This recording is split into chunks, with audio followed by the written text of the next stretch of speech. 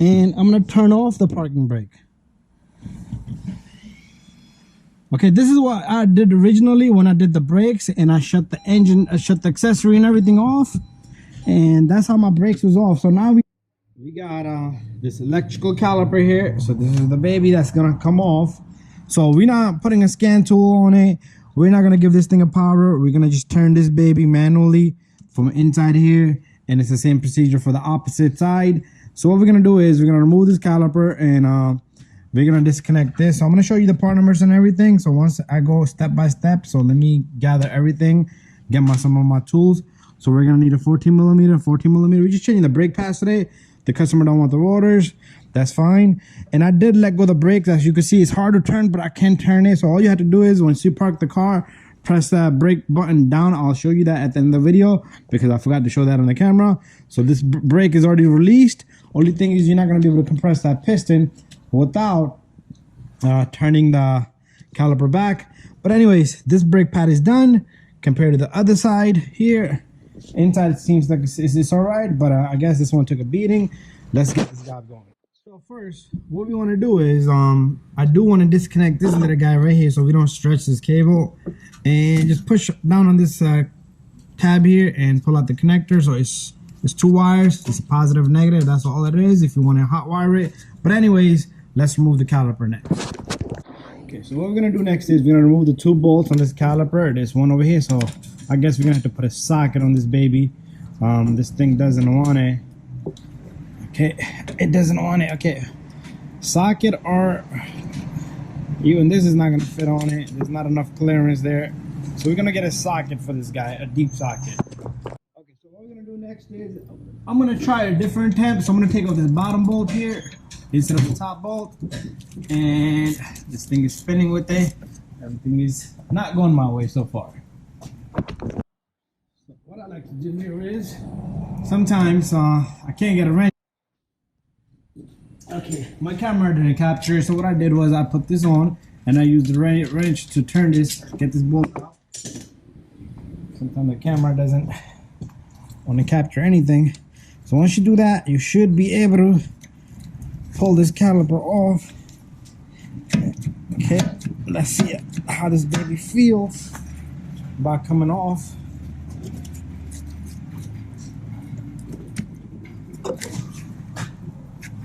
Okay, it might be stuck in there, so I am gonna have to get that top bolt off somehow, some way. So let's manage that little guy somehow, some way. Okay, so I didn't want to go get a socket for that, which I didn't want to do, but I guess we gotta do what we gotta do. 14 millimeter deep socket it is, and now he's gonna turn when we. Oh God, what am I going through today?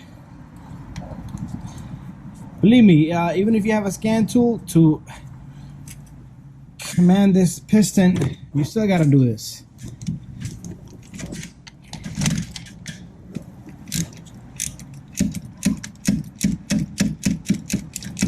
So I guess the caliper just needs to come out straight forward.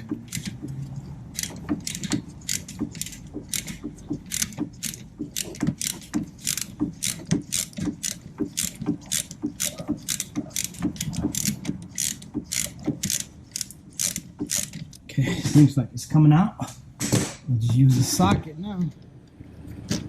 Alone. There you go. And we'll remove this. Now, we still got issues with this guy, but it should come off. Let me go get a flathead screwdriver. Okay, so what we're gonna do here is we're gonna try to get this caliper off.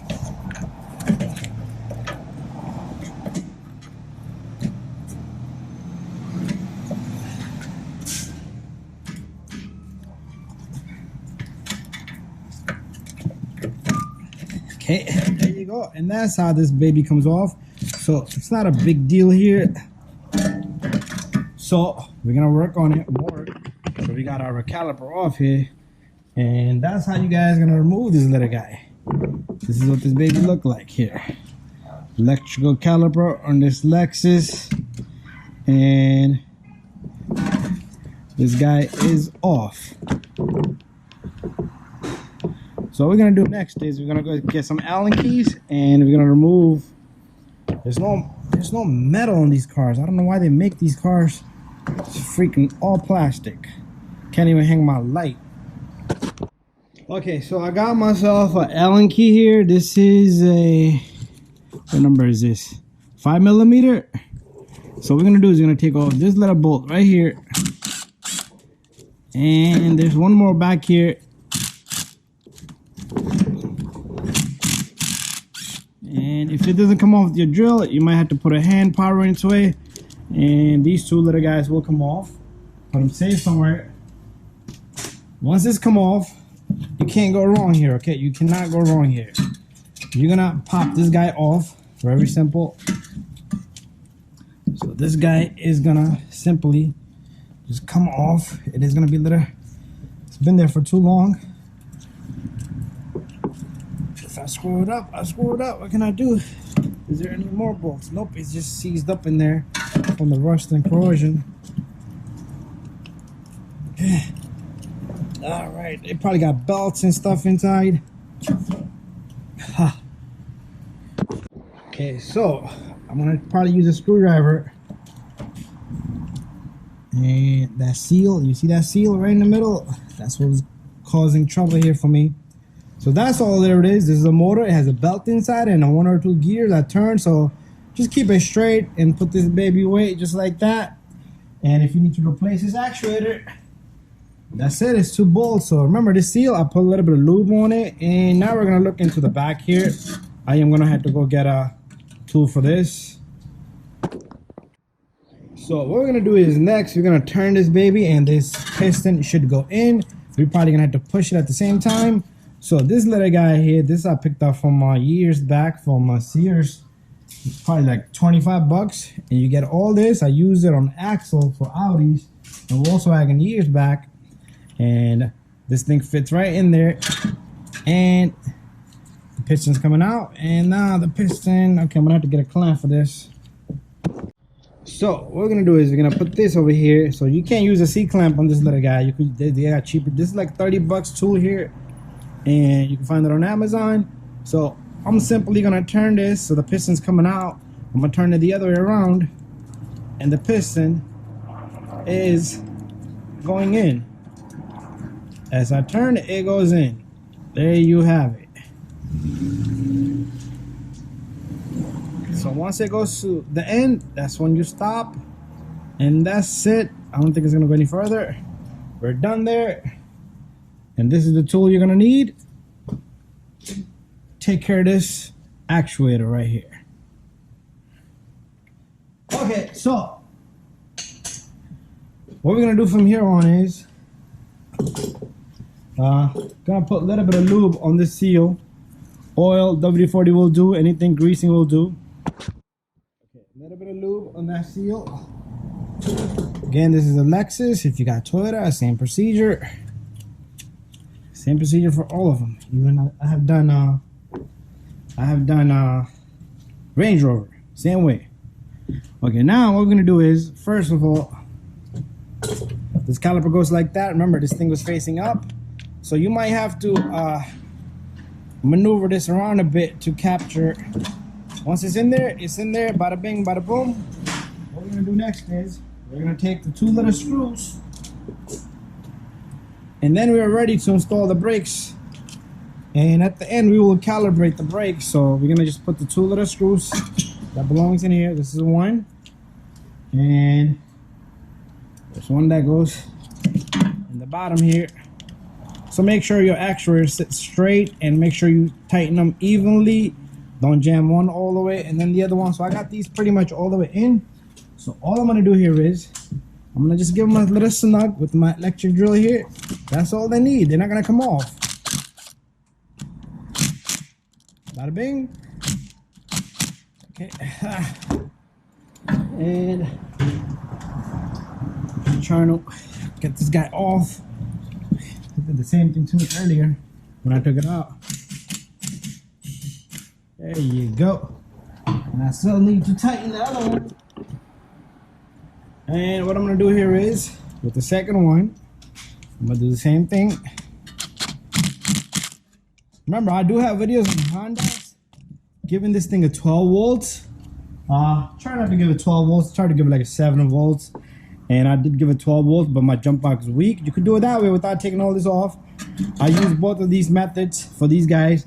So now we're gonna get to the bottom of this, and we're gonna actually replace our brake pads here. Now, easy part, take your caliper, put this baby on. It should go on much easier than it came off. And then we're gonna get the 2 bolts. And you're probably gonna have to push these pins in so it can go in place. Okay, and same thing up here, push this pin in. And that's it. Once you get this baby in, let's try to get the bottom one in first so it can hold up for us. There you go. So this baby is nice and smooth in there. And from here on, if you want to torque these babies, you can torque these babies. If you want to do it by hand, you can do it by hand. So I am gonna tighten these by hand. So pretty much, if this moves, I'm gonna have to put my vice grip on this as well. So it does turn with it. So what I'll do is, grab a socket. I'm gonna snug this in first, all the way. And if it turns, I'm gonna put my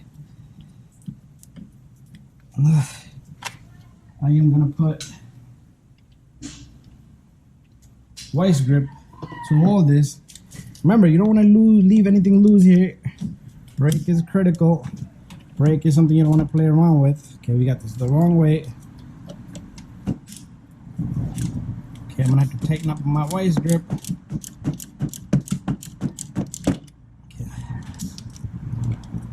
Try not to damage the boot. Try to capture only the lip. Try not to be between on the bolt, because it will not let you tighten the bolt, because it will get compressed between the caliper and the bolt, and it will leave a gap behind, right in between. So this is pretty much. Okay, I need some spacing here. And there you go. I don't even have to hold the vice grip. It will hold itself. There you go. This is nice and tight. And I'm gonna do the same thing in the bottom. And this baby will simply get tight, and you're all done and set. Do not forget. Do not forget to put this connector in. Make sure it clicks. I had some people do brakes watching my video on Hondas, and they forgot. I got Honda Civics, I got Accords, I got what was it, Range Rover, Land Rover, all the same procedure. So we're pretty much done here. Make sure this is tight, that's tight. To change the rotor, you just got 2 bolts. You can watch my rotor videos on Toyotas. Anyways, thank you for watching my videos. And before we go, we're gonna go inside the vehicle. Once I'm done both sides, we're gonna command this to come on and off a few times. It's gonna grab and release, and that's how you're gonna calibrate it. Once you see it, I'm gonna show you that part. So pretty much the tools we used was deep socket 14mm with a 3/8 drive ratchet. This is a funny looking ratchet, but you can have anything. We had this is a 12 points, and these are just like the Allen keys, torque keys, but these are 12 points.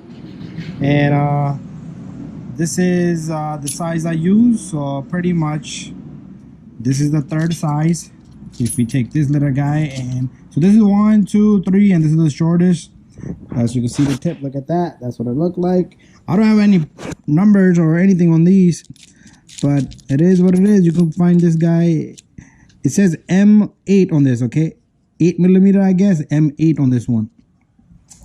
I also use this 14mm gear wrench. Use the vice grip. I did not use a flathead screwdriver, but have it handy. I use this little fork. You can either have one of these. This is the reason why I got it. So that's it. And we used the wire brush, which is not in the picture here. We use this 5mm Allen here with my electric drill. You could use this with the ratchet if you don't have a drill. We use greasing.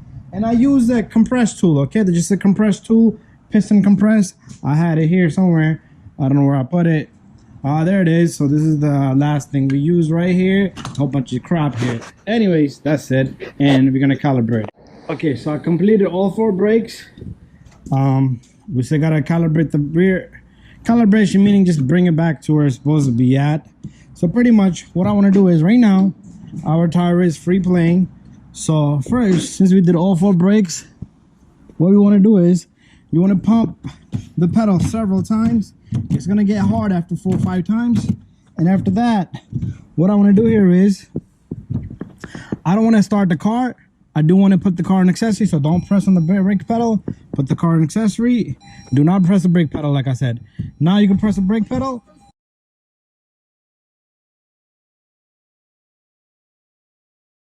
Okay, I'm gonna redo that again. So we got the car in accessory. I had the brake on, but the music came on, so I'm redoing it. We're gonna turn off the brakes. You heard it. Put on the brake. The light's gonna illuminate red. Turn off. Do it 2 to 3 times. I got my foot brake. Car is on accessory only. Engine is running. Foot on the brake. We're gonna put the brake on. The brake is on, so we got the sign of the brake there. So what we're gonna do is, I am gonna go out of the car. I am gonna try to turn this wheel, which I can't because the e-brake, the parking brake, electric brake is on. Same thing here, should not turn on, but, okay.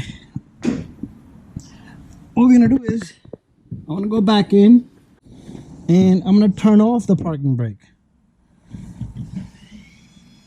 Okay, this is what I did originally when I did the brakes and I shut the engine, I shut the accessory and everything off. And that's how my brakes was off. So now we know the tires grab, but we're gonna just confirm that the tires do let go. So we should not have no brake on these. There you go, perfect. You should not have any brake lights or anything in the dash. If you do have it, you probably forgot to connect the connectors or you damaged something, but that's how simple this baby is. Thank you for watching my video, guys. Take a test drive. The brakes might make a weird noise because the pedal brake pads on our older motors. But other than that, you should be fine, and you shouldn't hear any scraping or anything like that. Nothing crazy within the 1 mile. If there is any weird noise, it should go away from that rust and stuff.